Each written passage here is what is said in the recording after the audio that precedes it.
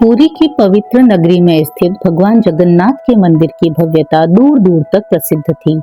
हर दिन मंदिर की विशाल रसोई में सैकड़ों प्रकार के व्यंजन बनते थे। घी से भरी पूरी, मीठी खीर, सुगंधित लड्डू, दाल, सब्जियां और तरह तरह के पकवान। सुबह होते ही रसोई से उठती खुशबू पूरे मंदिर में फैल जाती और भक्तों का मन आनंद से भर जाता। पुजारी बड़े प्रेम से थाल सजाकर भगवान जगन्नाथ और उनके बड़े भाई बलभद्र को भोग लगाते और फिर वही प्रसाद हजारों भक्तों में बांट दिया जाता। लेकिन उसी नगर के एक कोने में एक गरीब माली रहता था। उसका छोटा सा बगीचा था जिसमें कुछ आम के पेड़ लगे थे। वह बहुत मेहनत करता, मगर उसकी सबसे बड़ी पूंजी उसका भगवान जगन्नाथ के प्रति अटूट प्रेम था। एक दिन उसके बगीचे में आम के पेड़ों पर पहली बार छोटी छोटी हरी कैरियां लगी। सुबह सुबह ओस की बूंदों से चमकती हुई वे कैरियां बहुत ही सुंदर लग रही थी। माली उन्हें देखकर भावुक हो गया। उसने सोचा, ये मेरे बगीचे का पहला फल है, इसे सबसे पहले भगवान को ही अर्पित करना चाहिए। वह तुरंत एक टोकरी में ताजी ताजी कैरियां भरकर मंदिर की ओर चल पड़ा। उसके चेहरे पर सच्ची भक्ति की चमक थी। मंदिर पहुंचकर उसने विनम्रता से पुजारियों से कहा, महाराज, ये मेरे बगीचे की पहली कैरियां हैं, कृपया इन्हें भगवान को प्रसाद रूप में चढ़ा दीजिए।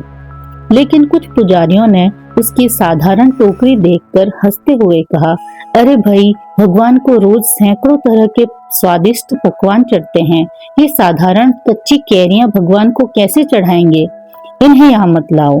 यह सुनकर माली का दिल टूट गया। उसकी आंखों में आंसू आ गए। वह चुपचाप अपनी टोकरी उठाकर वापस लौट गया। लेकिन उसके मन में भगवान के लिए प्रेम और भी गहरा हो गया।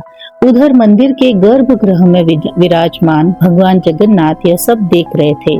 रोज रोज इतने व्यंजन खाकर उनका मन थोड़ा ऊब चुका था। उन्हें बार बार उस माली की खट्टी मीठी कैरियों की याद आ रही थी। भगवान मुस्कुराकर अपने भाई बलभद्र से बोले, भैया, आज उन कैरियों को खाने का बहुत मन कर रहा है। तभी बलराम जी हंसकर बोले, लेकिन पुजारी को अब कैरियां चढ़ाने ही नहीं देंगे। तब दोनों भाइयों ने एक शरारती योजना बनाई। रात होते ही मंदिर में सन्नाटा छा गया।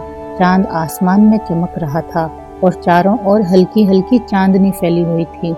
तभी अचानक गर्भगृह में खड़े दोनों भगवान छोटे छोटे चंचल लड़कों का रूप धारण करके चुपके से मंदिर के बाहर निकल पड़े। दोनों हंसते मुस्कुराते गलियों से होते हुए माली के बगीचे तक पहुंच गए। वहां पेड़ों पर हरी हरी कैरियां झूल रही थी। चांदनी वे मोतियों की तरह चमक रही थी।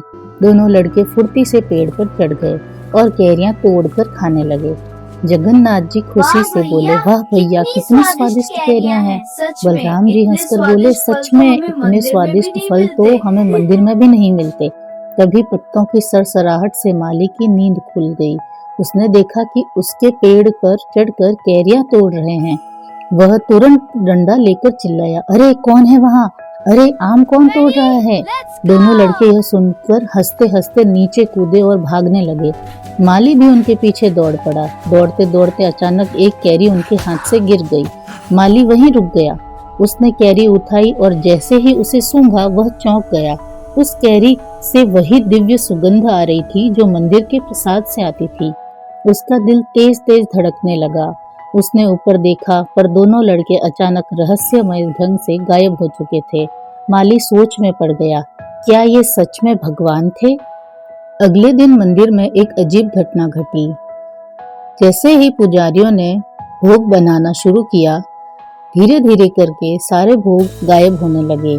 सबसे पहले लड्डू गायब हुए, फिर पूरी, फिर खीर, और इस तरह धीरे धीरे सभी भोग गायब होने लगे। तो पुजारी घबरा गए। उन्होंने कहा, अरे ये क्या हो रहा है? लगता है मंदिर में कोई भूत आ गया है। लेकिन तभी सबकी नजर भगवान जगन्नाथ की मूर्ति पर गई। उनके होठों के पास हल्का सा हरा हरा कैरी का दाग लगा हुआ था, जैसे किसी ने अभी अभी कच्ची कैरियां खाई हो।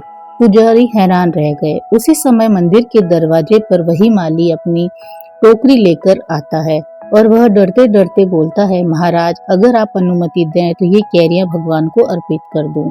जैसे ही कैरियां भगवान के सामने रखी गई, अचानक मंदिर में घंटियां बजने लगी, वातावरण में सुगंध फैल गई और तभी सबको समझ में आ गया कि भगवान आपको महंगे पकवान नहीं बल्कि भक्त का सच्चा प्रेम चाहिए।